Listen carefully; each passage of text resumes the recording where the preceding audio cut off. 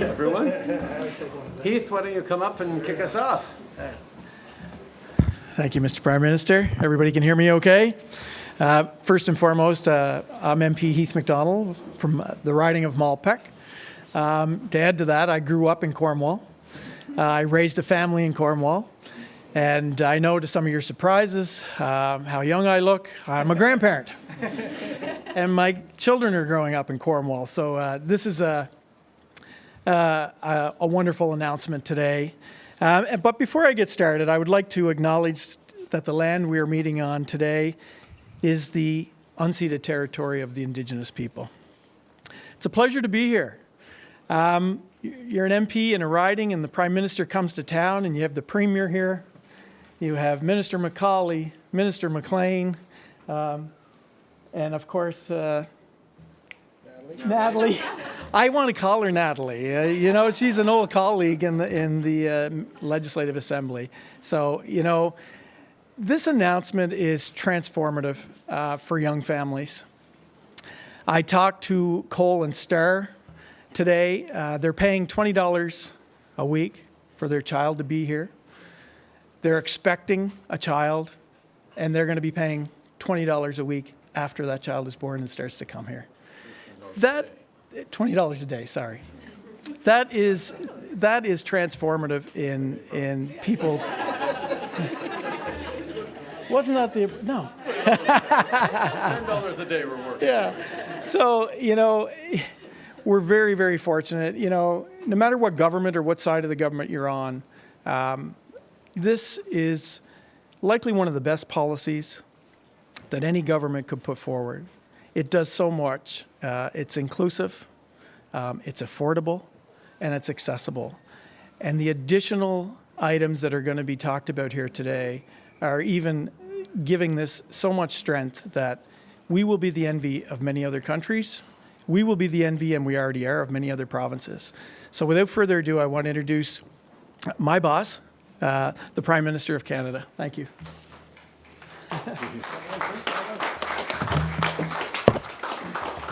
Thank you, Heath, for welcoming us here to your beautiful riding. Thank you, Minister McCauley, Minister Suds, for being part of this, all the other colleagues. But I really especially want to thank Dennis. The Premier and I have been working together extraordinarily well on a whole bunch of issues over these past years. But I have to say, when we sat down and started talking about childcare, you just lit up and we're so excited about it and so ambitious about it. You really led the way here in Prince Edward Island. Natalie, you were a big part of that, making sure that happened. But the efforts and the investments here made in Prince Edward Island in childcare alongside the federal government have made a huge difference in people's lives. It makes a difference in kids getting the best possible start. It makes a difference for families in terms of affordability and making sure that they're able to get the work done that they need to while supporting their kids.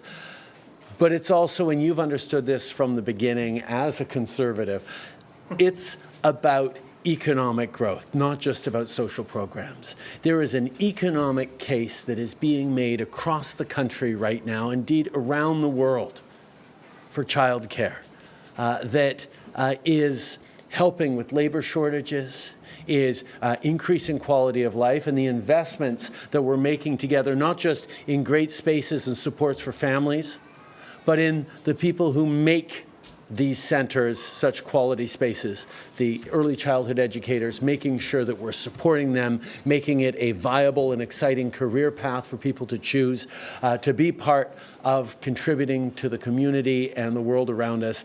This is an economic announcement, not a social announcement, although when you do good policy, it's all those things together. And Dennis, from the very beginning, you've understood that. You've been there at the forefront, pushing and challenging other premiers to try and catch up with you. And I have to say, what we get to do when we work together to deliver for Canadians is what this country's all about. And that's why it's always such a pleasure to be here with you. But before I begin, I do want to say a couple of words about the devastating wildfires in the Northwest Territories and in British Columbia. People are facing horrific situations. People are fleeing for their lives. They're worried about their communities.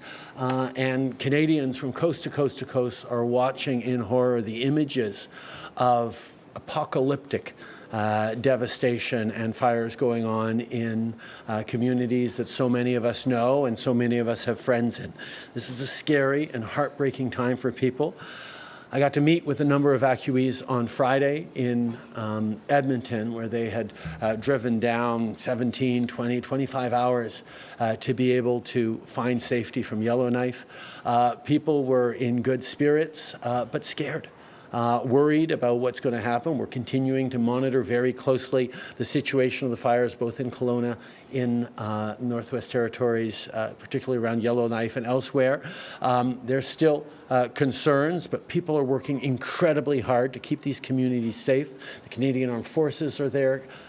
Resources across the federal government have been deployed, including Fisheries and Oceans, Service Canada centres, EI, acceleration, all sorts of things that we're doing right now to make sure people are able to stay safe, able to keep their families safe as well, but also look towards the day when they're going to be able to go home and hopefully get back to their lives in safety. These are the kinds of things that we are all working on extremely closely. We've approved a request in British Columbia to deploy the armed forces. Les pensées de tous les Canadiens sont avec les gens des territoires du Nord-Ouest et de la Colombie-Britannique. Je veux remercier les pompiers, les bénévoles, et tous les gens qui sont sur le terrain pour leur travail incroyable. On continue de travailler ensemble pour garder nos communautés en sécurité et on va être là pour aider à rebâtir. As many of you may know, we're having a cabinet retreat this week here in Prince Edward Island. It's a time to talk about the things that matter so much to Canadians. But obviously, even as we're digging into affordability and housing and other things, these wildfires are a pressing concern. We will be hosting an IRG this afternoon to make sure that the federal government is continuing to do everything necessary to keep people safe and coordinate with the provinces. Our Minister of Emergency Preparedness, Harjit Sajjan, will be there at the IRG virtually because he's chosen to stay home in British Columbia to lead the federal efforts there while he participates at distance from this cabinet retreat because the coordination with the province, being there on the ground for people is unbelievably important. I also have to say that being there on the ground for people and seeing how Canadians are responding to this is inspiring. And I've seen it right across the country, from Nova Scotia, where I visited there, to Alberta, to Quebec, to BC and the Northwest Territories. Canadians step up for each other. And yes, our first responders, our Canadian Armed Forces are extraordinary. Our firefighters across the country are doing incredible things and indeed welcoming people from around the world to help out. But Canadians as well, looking out for their neighbors, supporting strangers from their community, opening up and welcoming into their homes people from other provinces, from other regions. It has been the very best of Canada that we've seen through these difficult times, through this incredibly difficult summer.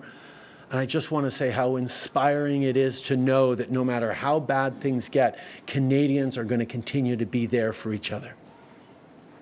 And people have questions about whether they've lost their homes, about whether they need to evacuate, about how things are going. And that's where local news is so important. And the work that people are doing to share messages and keep people informed with safe, up-to-date information is unbelievably essential to keeping Canadians safe. That's why, and I'm going to make a comment on this, it is so inconceivable that a company like Facebook is choosing to put corporate profits ahead of ensuring that local news organizations can get up-to-date information to Canadians and reach them where Canadians spend a lot of their time, online, on social media, on Facebook. Facebook made billions of dollars in profits over the past years, including off of Canadians. And we recently passed legislation that says, Facebook, if you're going to be sharing news or work done by Canadian journalists or local news, you have to make sure they're compensated for it fairly. Well, instead of making sure that local journalists are fairly paid for keeping Canadians informed on things like wildfires, Facebook is blocking news from its sites. In a larger picture, that's bad for democracy because democracy depends on people being able to trust high-quality journalism of all sorts of different perspectives and points of view. But right now, in an emergency situation, where up-to-date local information is more important than ever, Facebook's putting corporate profits ahead of people's safety, ahead of supporting quality local journalism. This is not the time for that. This is the time for Canadians to continue to pull together and be there for each other. It's time for us to expect more from corporations like Facebook that are making billions of dollars off of Canadians. Je veux souligner à quel point c'est une frustration pour moi, pendant que je vois que les Canadiens sont là les uns pour les autres, avec énormément de générosité et de présence pour accueillir des gens qui fuient pour leur vie, qui quittent leur communauté, que Facebook continue de bloquer l'accès aux nouvelles sur les feux de forêt, aux nouvelles locales pour les Canadiens qui en ont besoin. Ils mettent leurs profits, les profits de leur corporation, en priorité plutôt que le bien-être et l'information pour les Canadiens. Ils refusent d'assurer que les journalistes locaux soient payés de façon adéquate pour informer et partager les nouvelles avec les Canadiens. Ils préfèrent laisser les personnes en danger plutôt que de partager ou de faire leur juste part pour appuyer la démocratie et le journalisme local. C'est épouvantable. Et c'est pour ça que le Canada et les alliés à travers le monde tiennent fort pour dire que les nouvelles sont essentielles pour notre démocratie. Puis les corporations comme Facebook doivent payer leur juste part. With that, let me say how great it is to be back on Prince Edward Island, how great it was to be able to spend a little time with some kids and to meet some amazing parents and teachers who are so key to building the kind of community and the kind of future we need in this country. We're here at the Island Montessori Academy in Cornwall to announce investments that will deliver real results for families on PEI and help make life more affordable. On est ici aujourd'hui pour améliorer l'accès aux services de garde pour les familles de l'île du Prince-Édouard et pour améliorer les conditions de travail pour les employés dans les garderies. Back-to-school season is very exciting, but it can also cause a lot of financial stress. Parents often spend hundreds of dollars on school supplies during this time of year, and our government remains focused on making life more affordable for Canadians, which will be our top priority during our cabinet retreat this week. Last Friday, payments for the Canada Child Benefit went out. In July, the maximum amounts for low-income families increased by hundreds of dollars. Families with kids under 6 can now receive up to almost $7,500 per year. And families with kids aged 6 through 17 can get up to almost $6,300 per child every year.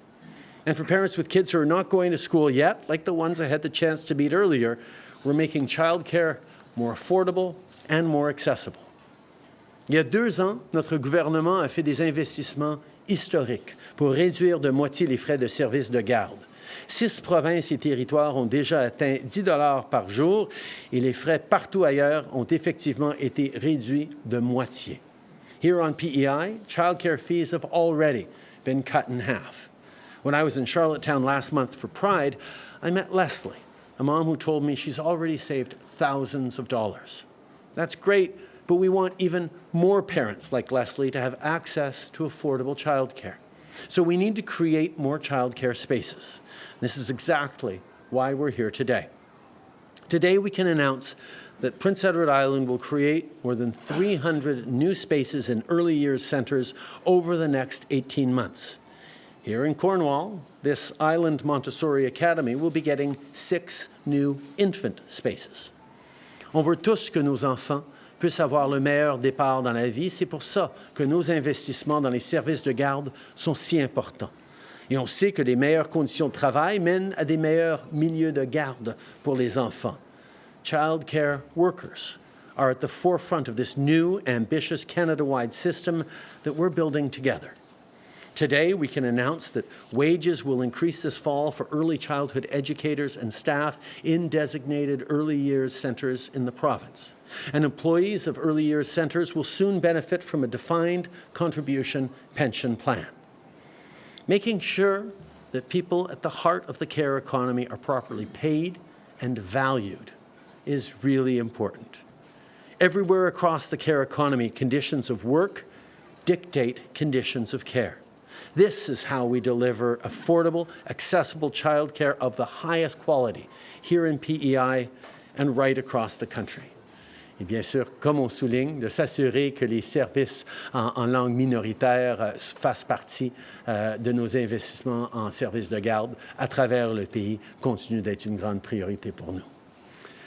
We're focused on making life more affordable and delivering results. The answer right now is not to stop investing in Canadians. Our government is focused on building things, like building quality $10 a day childcare. On continue notre travail pour bâtir une économie centrée sur le bien-être des Canadiens, une économie où les mères n'ont pas à choisir entre leur famille ou une carrière, une économie où tout le monde a une chance réelle et équitable de réussir. We're building an economy that works for all Canadians. Canada is the best country in the world. Let's keep making it better. Merci tout le monde. I'm now happy to pass it over to Premier King. Dennis. Well done. Well, thank you very much, Prime Minister, and welcome to all of my colleagues, Minister Macaulay, Minister Suds, Minister Jameson, Minister McLean, and MP Heath, of course. Thank you very much for being so welcoming here today. Good morning, bonjour, quay. I too just want to add my voice to those in the Northwest Territories and British Columbia who are struggling with forest fires these last number of days. I've reached out to Premier Cochrane and Premier Eby just to offer our best wishes, offer some supports which we can while we don't have a robust major firefighting, forest fire fighting system here in PEI. We do have trained professionals that have gone across the country and beyond to help in times of need, and we've offered that again. And just wanted to say on behalf of all Islanders to send our best wishes for safety to those in the Northwest Territories and British Columbia. Prime Minister, welcome back to Prince Edward Island. It's great to have you here. Minister Suds, thank you very much for joining us for this important announcement. And I can't say enough about Minister Natalie Jameson when it comes to education and early childhood. She has been at the forefront of this for a number of years. And as you saw when she walked into the room to play with the kids, I don't think she's any happier in life than when she could sit down with her kids, her 2 young children as well. But just, I know it matters to you on a daily basis. And I want to thank you very much for all you've done.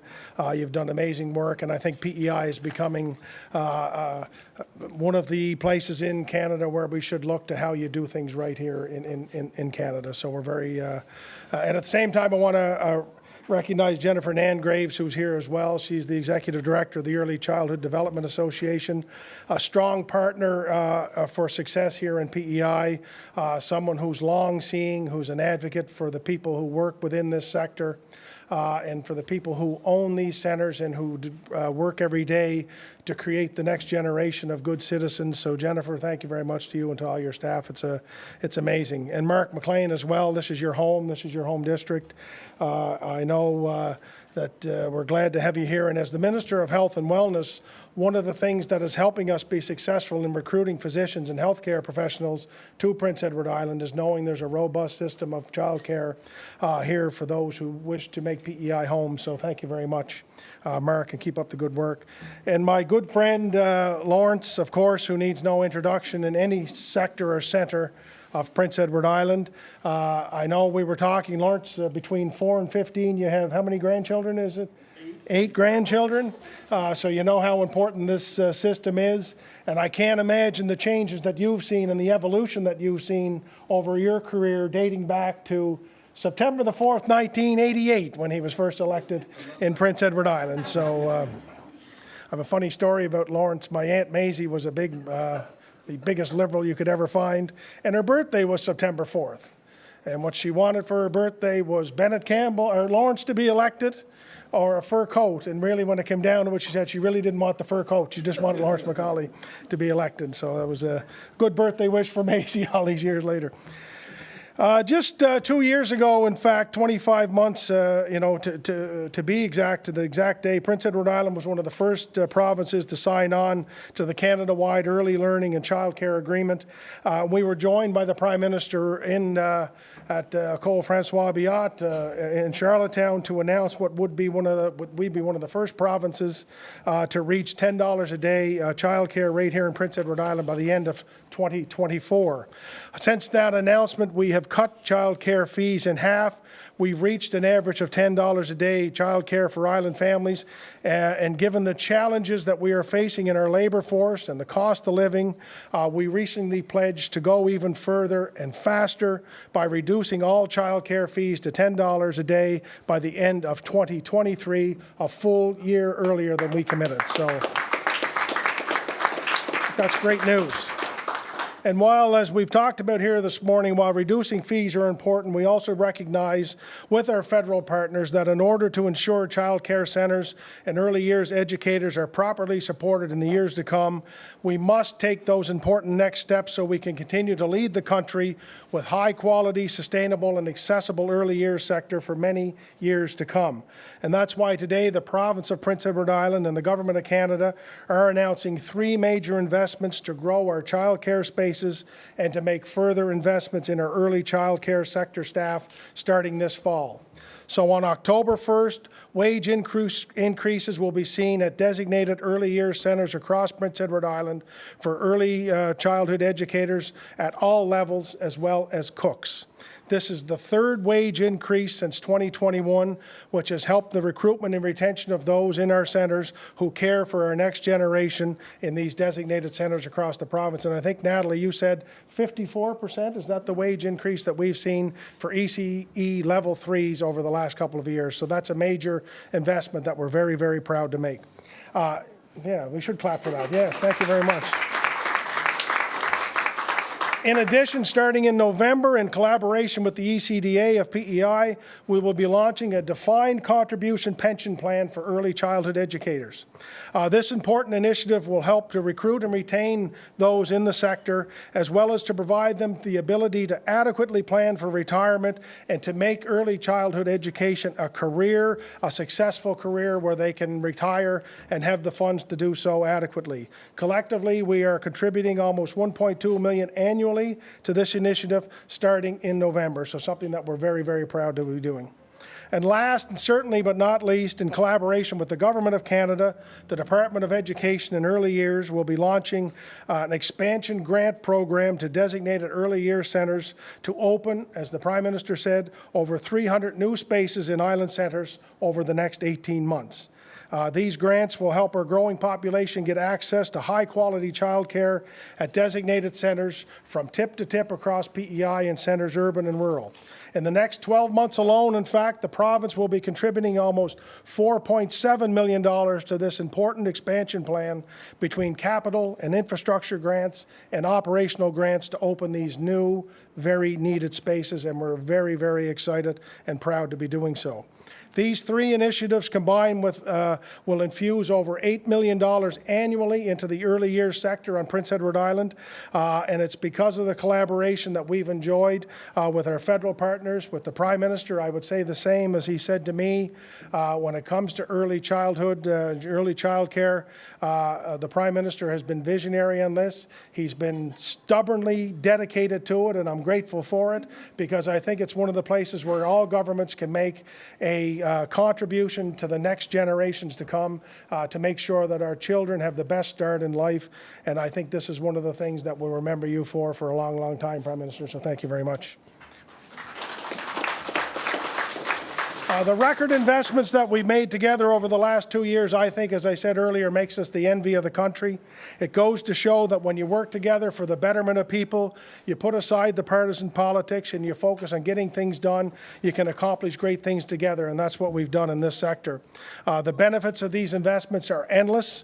It will provide stability in our workforce. It will allow our parents, especially mothers, to re-enter the workforce with having access to high quality and affordable child care, and it will provide a better start for our next generation with having educated and certified early childhood educators in our centres to provide them with the foundational skills, the knowledge and the abilities they need to get a jump start in life and to get the best start in life at their early age. This is a great day for Prince Edward Island, but I think it's a great day for Canada.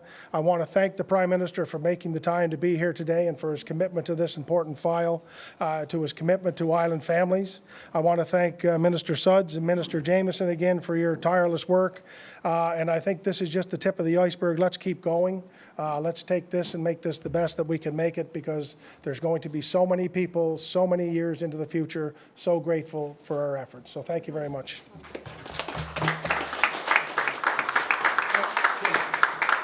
And it's my job, I forgot, because it wasn't in my notes, to introduce the new minister, Minister Suds, to welcome her to Prince Edward Island, and I look forward to your contributions. So thank you. Thank you. Hello, everyone. Bonjour. Thank you so much for the kind introduction, and thank you to the Island Montessori Academy here in Cornwall for hosting us here today. As some of you may know, this is my first trip as the Federal Minister for Families, Children and Social Development. And it's the first time that I've been able to share the stage with Minister Jameson. And I could not ask for a better partner to stand with on this occasion. Our governments have worked together to create an affordable early learning and childcare system that is helping families thrive. PEI is already delivering incredible results. In December 2022, PEI achieved an average 50% reduction in licensed childcare fees compared to 2019, saving families almost $3,400 annually per child in licensed childcare. Truly transformational. Mais pour réaliser la vision qui partage nos gouvernements, on ne peut pas s'arrêter à la réduction de coûts. Il faut aussi construire davantage d'espace et développer une main-d'œuvre qualifiée et bien soutenue pour garantir des soins de haute qualité. Today's announcement of an expansion in designated early years centers will create more than 300 new licensed childcare spaces and will make a real difference for families. Nous sommes également présents aujourd'hui pour annoncer des mesures de soutien supplémentaires pour les travailleurs des services des gardes d'enfants. First, PEI is announcing a further increase in wages for workers in early years centers, an increase over and above the ones that were announced last December, supported by federal funding. Second, the governments of Canada and Prince Edward Island are providing a combined $1.18 million in funding annually so that Early Childhood Development Association of PEI can develop, implement, and manage a defined contribution pension plan to support employees of early years centers. Reconnaître l'importance du travail de ces éducateurs et éducatrices, il leur offrir de meilleurs salaires et avantages sociaux et essentiels pour recruter et conserver une main-d'œuvre qualifiée dans le domaine de la garde d'enfants et pour encourager la réinsertion dans le secteur. I am incredibly proud of the progress that we are making to build an early learning and childcare system across Canada, and the fantastic progress that you are making here in PEI. Thank you for your ongoing partnership. Thank you. Merci. And I've forgotten as well, my last duty is to introduce Minister Jameson.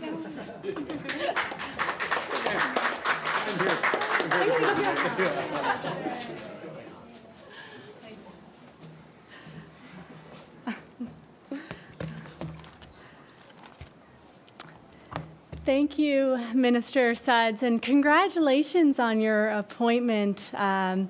The Prince Edward Island and the federal government, we've been co-chairing the table, the early learning and childcare table for many years, and I know that this year is going to be an exciting year. There's so much work to be done, so I'm really looking forward to getting to know you and ensuring that we continue to move this file in the right direction.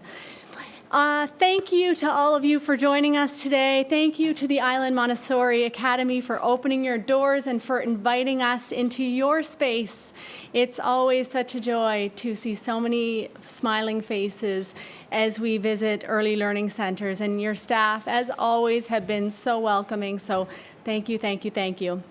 I do want to recognize Prime Minister Trudeau. Welcome back to Prince Edward Island.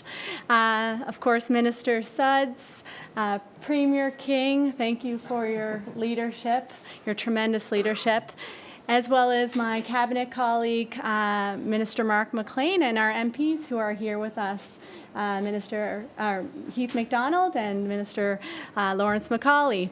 I also want to thank Jen Nangreaves and the entire team at the ECDA who have been pivotal partners in moving the early years system forward here on Prince Edward Island. L'île de Prince-Édouard est le chef de file au pays en matière d'éducation et de la petite enfance.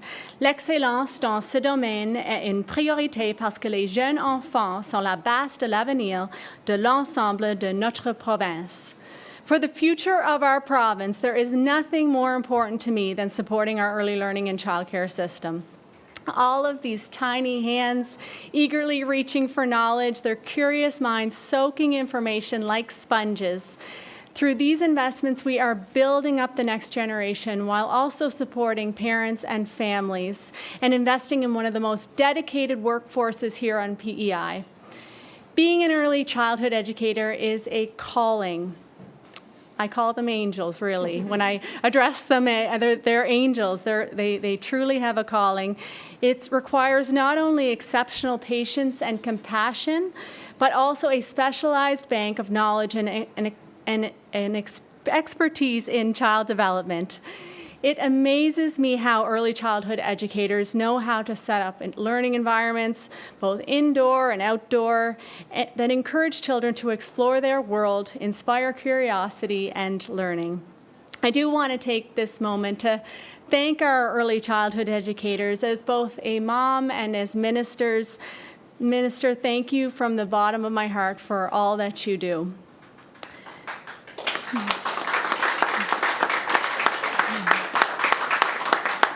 Merci, merci, merci.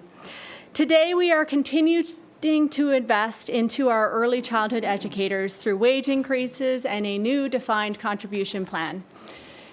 Ces investissements démontrent notre engagement collectif à soutenir le personnel de la petite enfance et à reconnaître le rôle central qu'ils jouent dans l'éducation et la formation des générations futures. If we want high-quality early childhood educators, we need to pay them well and support them both professionally and financially. These investments will help us to continue to attract and retain talented individuals into this vital profession. Finally, we are also investing in a new expansion grant to provide more high-quality, inclusive, and affordable early learning and childcare spaces for island families. This is exciting news, which I know many parents have been waiting for. With a focus on infant and toddlers, we hope to open over 300 new spaces within the next 18 months. These investments are made possible through the strong partnerships that we have with the federal government. So thank you very much. Nous avons tous le même objectif, soit d'offrir les systèmes d'apprentissage et de garde des jeunes enfants abordables, accessibles, inclusifs, flexibles et de haute qualité. C'est en collaborant que nous renforcerons le soutien que nous avons pour les enfants et leurs familles. In my opinion, as we look at all these beautiful children here with us today and the joy on their faces, this is money well spent. Thank you again for joining us here today, and I look forward to many more early years announcements in the months ahead. And with that, I'm going to try to remember here. I'm going to hand it over to Jennifer Nangreaves. She is the Executive Director of the Early Childhood Development Association, and she is one of the strongest champions I have ever met for this sector. So thank you, Jen.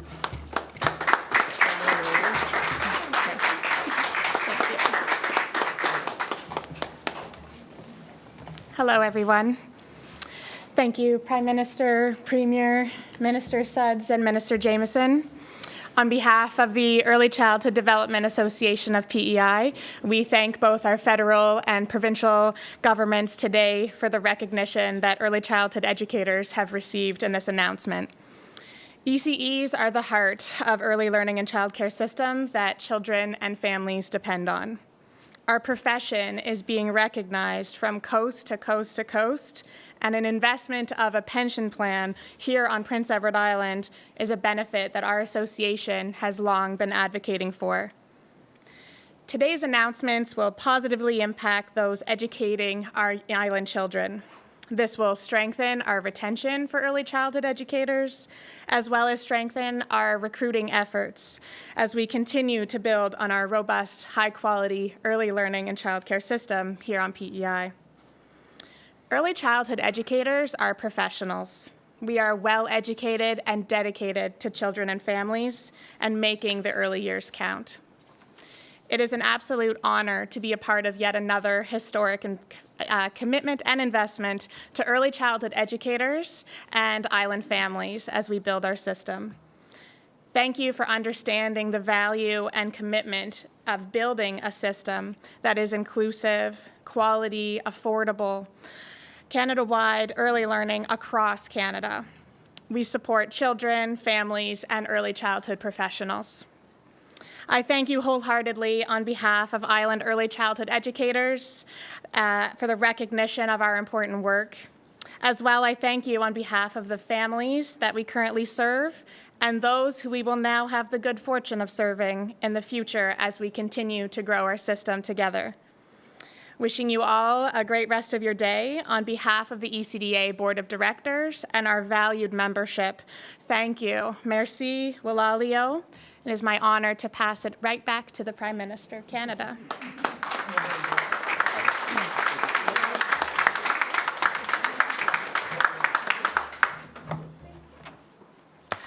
OK.